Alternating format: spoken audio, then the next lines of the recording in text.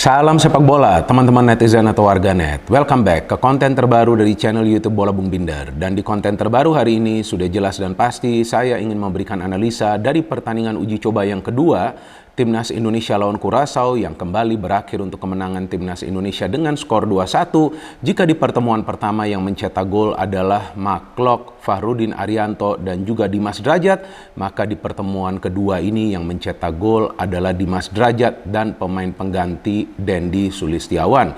Dan jika di pertemuan pertama para pemain dari Curaçao main body, main kaki, maka di pertemuan kedua ini para pemain Curaçao selain main body, main kaki, main tangan juga teman-teman. Maka itu tidak ada salahnya juga wasit memberikan kartu kuning kedua ke salah satu pemain dari Curaçao sehingga dia mendapatkan kartu merah dan harus meninggalkan lapangan lebih dulu.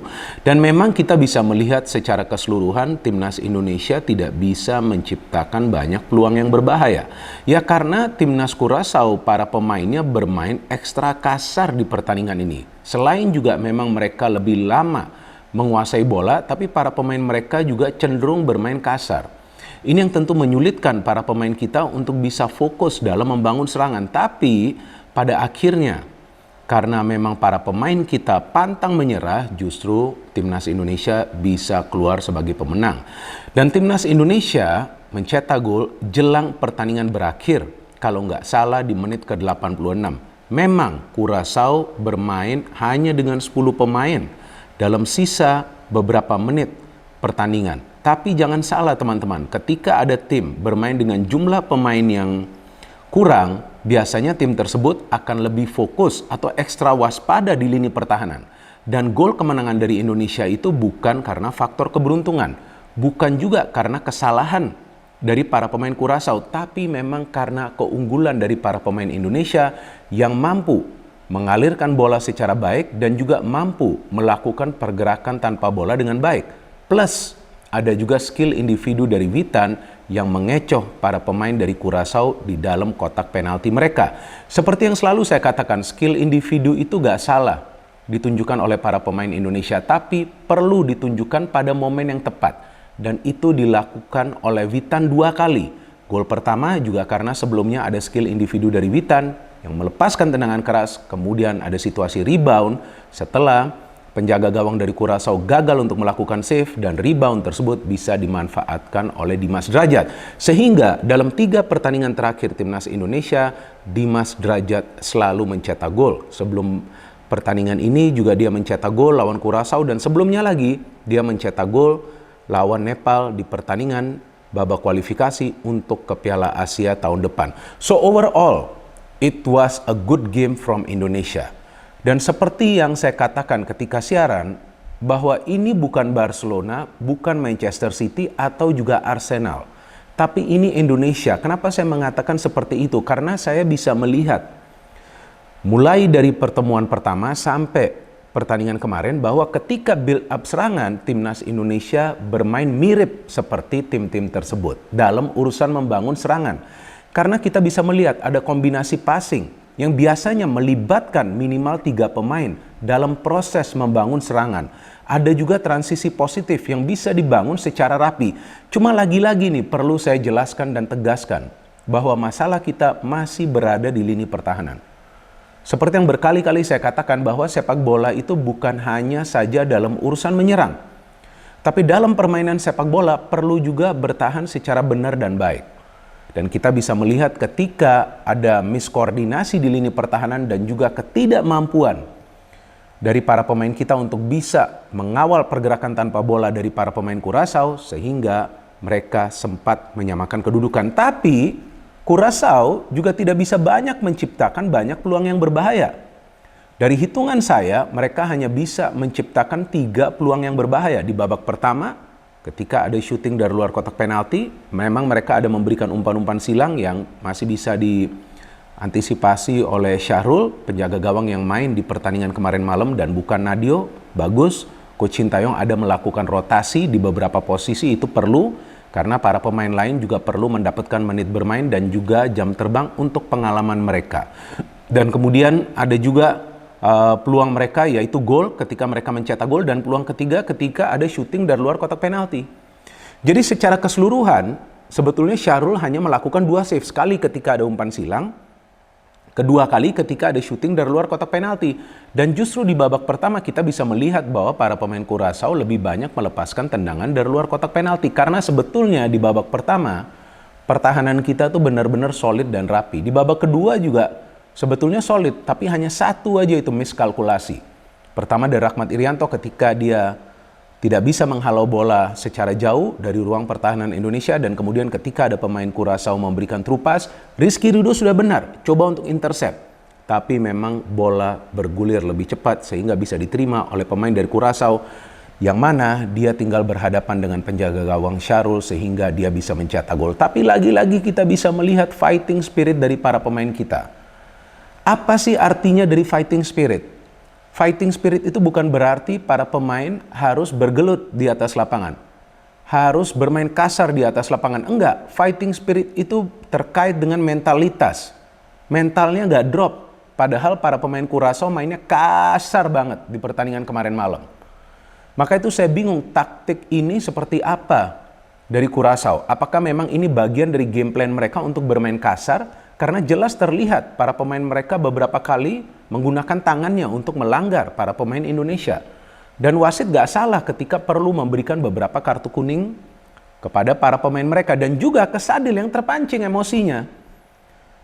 Jadi Sadil juga perlu menjaga emosinya dan juga pemain-pemain lain di pertandingan-pertandingan selanjutnya. Karena taktik seperti Curaçao ini bisa juga nanti kemungkinan akan juga dipakai oleh tim-tim lain untuk membuat para pemain muda kita frustrasi. Karena mayoritas pemain-pemain dari Indonesia ini kan adalah pemain-pemain muda. Kalau kita kalkulasi usia rata dari skuad Timnas Indonesia untuk 2 pertandingan uji coba ini, maka hitungannya itu adalah 22 tahun 9 bulan teman-teman. Tim yang sangat amat muda. Maka itu perlu mengontrol emosi. Di pertemuan pertama memang bisa mengontrol, tapi di pertemuan kedua memang tampak sulit karena para pemain Curaçao ini bermain ekstra agresif. Nah, jadi inilah salah satu juga hal yang perlu dijaga oleh para pemain. Dan seperti yang sudah mungkin ke-15 atau 20 kalinya saya katakan, memang permainan dari Timnas Indonesia belum 100% rapi, tapi sudah ada perubahan yang sangat signifikan. Sudah ada mental yang kuat dari para pemain, sudah ada permainan mengandalkan kecerdasan, sudah ada pola serangan yang terstruktur untuk menyerang, sudah ada koordinasi di pertahanan yang sebetulnya rapi, tapi kadang-kadang fokusnya menurun. Jadi memang masih ada beberapa pembenahan yang perlu dilakukan oleh Coach Sintayong. Dan juga yang saya apresiasi Coach Sintayong adalah dia berani melakukan perubahan yang sangat amat besar. Memanggil banyak pemain-pemain muda ke skuad senior. Jadi ini seperti Timnas Indonesia senior rasa junior. Karena di line up kemarin malam pun Fahrudin Arianto tidak dimainkan. Artinya semua pemain yang bermain itu usianya di bawah 30 tahun. Banyak juga pemain yang sebetulnya usianya belum juga melewati 25 tahun. Nah, ini era baru dari Timnas Indonesia, teman-teman. Dan saya harapkan bahwa para pemain tetap rendah hati, ya kan? Karena perjalanan masih sangat panjang dan kita sebagai supporter juga jangan sombong. Seperti yang saya katakan di konten preview sebelumnya, bahwa ini hanya sebuah pertandingan persahabatan. Hasil akhir itu bukan prioritas. Cara bermainnya seperti apa? Dan kita bisa melihat cara bermainnya juga tidak buruk. Ada mentalitas yang kuat dari para pemain, ada pola permainan yang membuat para pemain itu bermain lebih nyaman dan terstruktur untuk bisa membangun serangan. Dan lagi-lagi, penyerangan itu bukan saja dimulai dari lini pertahanan, dari para pemain bertahan, tapi juga dari penjaga gawang.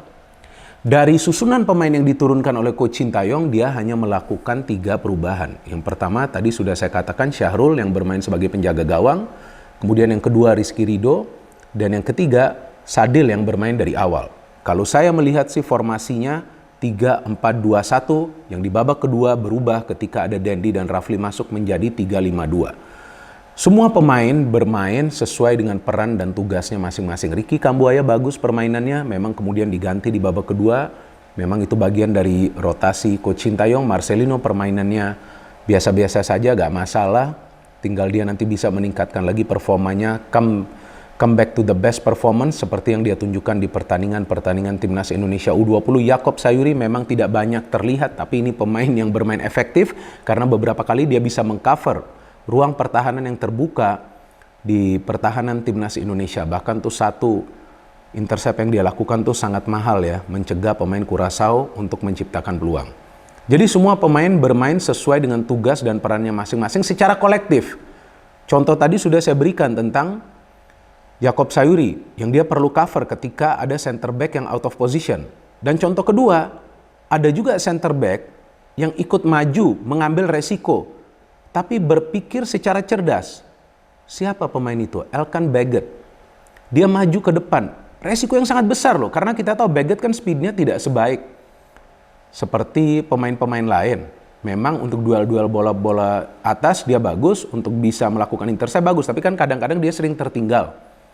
Ketika ada pemain tim lawan mengandalkan kecepatan, ketika dia naik, tampak jelas dia punya kepercayaan diri yang sangat besar. Dan yang dia pilih adalah memberikan umpan, itu sangat penting. Jadi jangan pokoknya deket kotak penalti, shooting, enggak. Bahkan peluang kita dari luar kotak penalti itu hanya dua yang berbahaya. Satu dari Sadil yang di-save, satu lagi dari Witan yang di-save. Kemudian ada situasi rebound dari Dimas Derajat. Yang ketiga, peluang dari Rahmat Irianto memang off target. Jadi gak banyak para pemain kita yang mencoba mencetak gol dari luar kotak penalti. Apa artinya itu? Bahwa para pemain dari Timnas Indonesia ingin bermain dengan pola permainan mengandalkan passing and movement untuk bisa lebih banyak menciptakan peluang dari dalam kotak penalti pertahanan tim lawan. And it worked. Karena di gol kedua itulah yang terjadi. Jadi Elkan Baggett juga maju memberikan umpan kepada Witan skill individu, crossing kepada Dendi yang bisa mencetak gol. Dan kita juga bisa mencermati bahwa para pemain dari Timnas Indonesia bermain dengan intensitas yang cukup tinggi, tempo permainan sangat tinggi, dan mereka tidak tampak kelelahan sama sekali, teman-teman. Artinya memang Coach Sintayong telah melakukan sebuah perubahan yang signifikan yang bisa kita lihat dalam cara bermain dari para pemain Timnas Indonesia, dan juga dari cara para pemain Timnas Indonesia itu menyerap tekanan dari para pemain tim lawan. Karena sebetulnya kalau kita berbicara tentang taktik permainan dari Indonesia, maka yang saya cermati bahwa Sintayong memilih dua tipe pressing yang berbeda.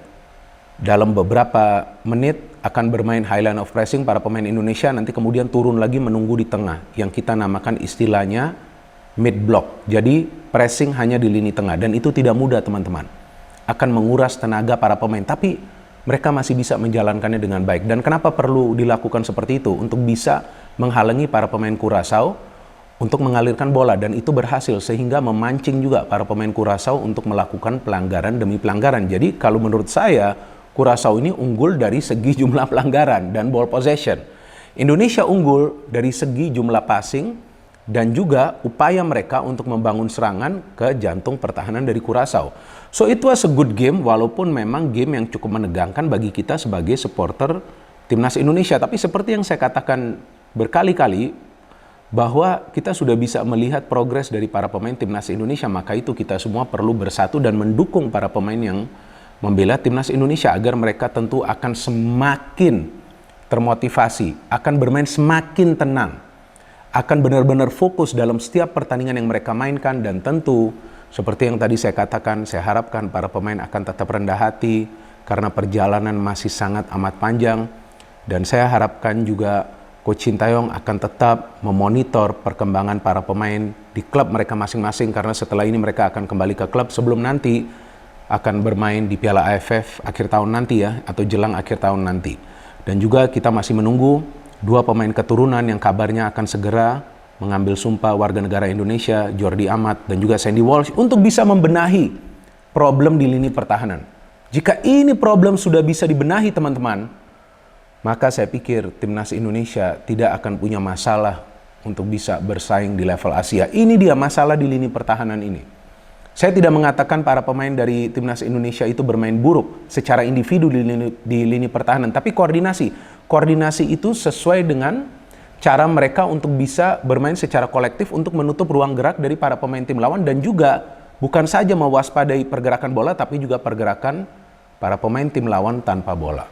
Dan memang ranking FIFA telah naik, tapi seperti yang Saya katakan juga beberapa kali bahwa bukan saja soal ranking di FIFA, tapi juga dari progres timnas Indonesia yang sekarang sudah kita bisa melihat mengalami progres yang sangat signifikan.